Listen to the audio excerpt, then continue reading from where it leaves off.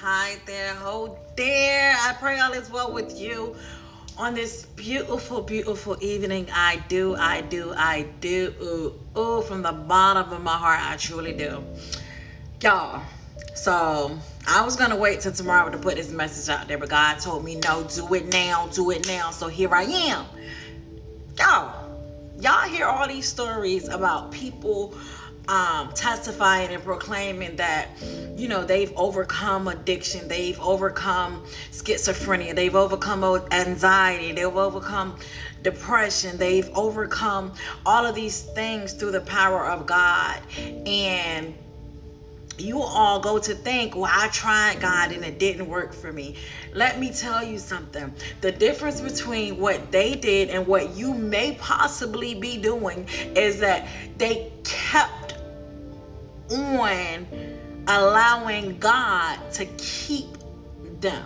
They kept on keeping the faith. They kept on being faithful even when they did not feel like it, even when they did not see the signs and wonders. They were faithful through it all. God is a keeping God. He has keeping power. It is not them that did it on their own, but it is God that was able to keep them from falling back into addiction. It was God that was able to keep them from hearing those voices that they were hearing. It was God that was able to keep them from falling into the slumps of depression. It was God that was able to manage and keep those panic attacks from that anxiety at bay. And the trick to it is this.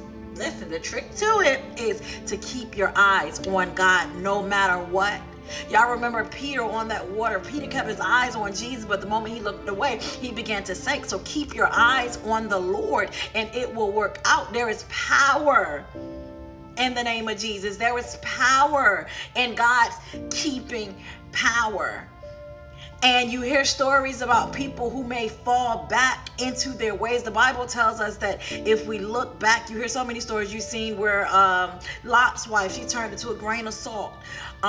You've heard stories of people looking back and they were worse off than what they once were. Because I'll be honest with you, as being a person who once struggled with anxiety to the highest of heights, I know that it's not me who's doing it. I know that it's my Father who's doing it, and I know that without him I cannot do it, because I've been without him and I've seen what I am without him. And so a lot of the times you hear people say that they fear God, but I don't think you're looking at the fear of God the way that I'm looking at the fear of God, because the way that I'm looking at the fear of God is I fear being without God. I know what that's like, and I don't never want to be without him again.